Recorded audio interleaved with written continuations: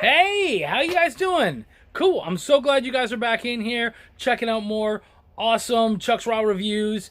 If you enjoy checking out a guy who's willing to talk shit, have some fun, and talk about awesome comics, indie comic reviews, like and subscribe. Check me out every time I'm here, and hopefully I'm going to show you some really cool stuff. Usually when I post these, there's like a Kickstarter or something going on. I usually try to link it with something to really help out the creators. And this week is no exception. We're doing Wes Hartman's Savage Sasquanaut. I really enjoyed this book. If you guys go back, you'll see that not too long ago, probably about 6 months or so ago, I did one for the first book. And now we're going to talk about the second one. Here's the funny thing. When you read comics, the first one is usually like it's firing on all cylinders. It's the origin. It shows everybody all that kind of stuff. And then the second one usually kind of tapers off a little bit. It's not quite as good. You can sort of tell like, hey, they're trying to build up to something. And, you know, because they don't get to focus on the origin so much, it ends up not being as good. This is far from that. This was a really good, probably one of my favorite number 2s in a long time. Really good book. A lot of fun. This is like, seriously, this is probably the fucking funnest book I have reviewed in a long time. It's hilarious. The characters are all really good.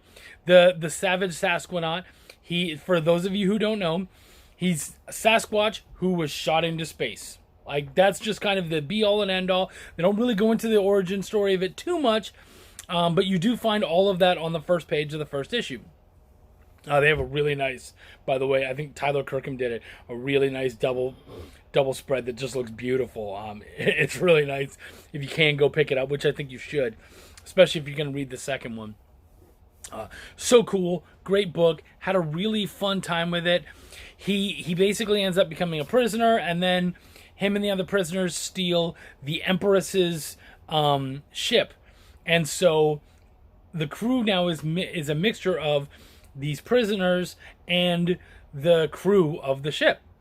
And the Empress has basically said, you know what, you guys allowed this to happen. She said this to the crew. You've allowed this to happen, so if you're caught, I'm going to give you a fate worse than death. And so at this point, they're like, okay, well, we don't want to die, so we gotta find some way to work with these prisoners. And the prisoners are hilarious. They find this trading colony and go there in order to get more stuff to help them to get out of there and repair the ship and take care of things and whatnot. They get into bar fights, arm wrestling matches, 4-armed arm wrestling matches, by the way, which is probably one of the coolest pictures I've seen in a long time, is one dude with octo arms, arm wrestling 4 people at once. So much fun. The characters are great. Every character has a very, very distinct voice. This is something that gets lost a lot. A lot of characters end up sounding the same in comics sometimes. But in here, man, Wes really fucking blew it away. Everybody has a very different voice, a very different feel.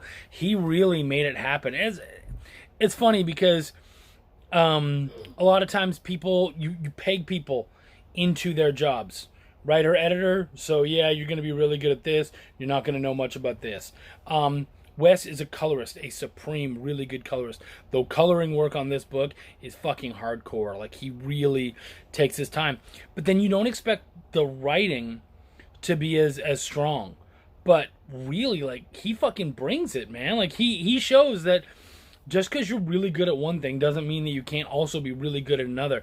And boy, dude, you're really bringing it. He really is. The writing was fantastic. It was, like I said, it was so much fun. The jokes were great. A lot of it was very situational. So it wasn't about like boom sort of thing. It was just what's happening and how it's happening and people's responses to it and all that. It's really cool. And with a book that's a lot of fun, it's also really easy to lose the narrative. And at no time does that happen. We know where this story is going the whole time. We understand why they're doing what they're doing. And the jokes don't kind of step up over top of everything else, which is really important because it's very easy to just make something funny and silly and forget about the story. And that definitely hasn't happened here. It's very I would say less Star Trek and more Star Wars, a little more about the fantasy, a little less about the actual science.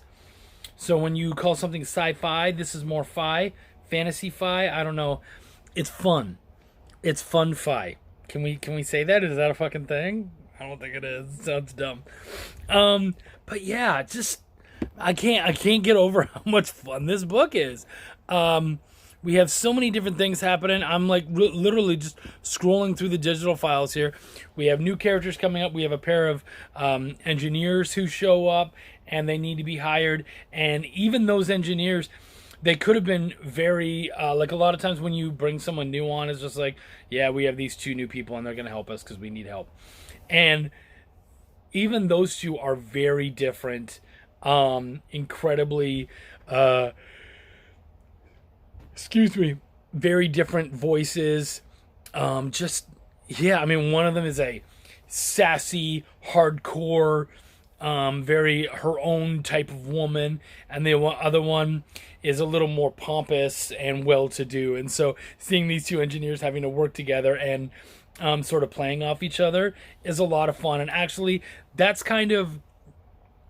almost that's almost kind of an example of the entire book, because you get that a lot. You get sort of the pompous people playing off of, like the crew, who are more the pompous people. They worked directly for the Empress of Space, And then you've got these hardcore criminals who are used to boozing and drinking and doing very terrible things.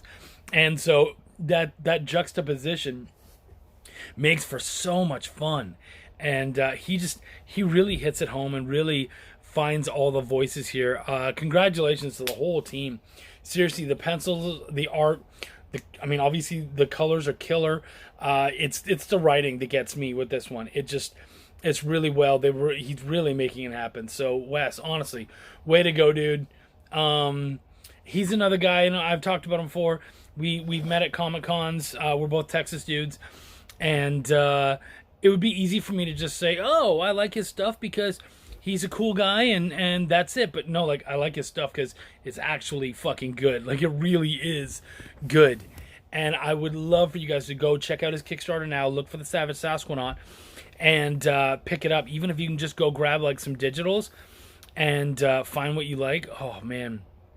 And because he's done so much stuff, he has all sorts of great alternative covers and all that kind of stuff. So yeah, you can really find some great stuff. There's a lot of swag on that Kickstarter, which is always nice to see. So I would love for you guys to go check that out.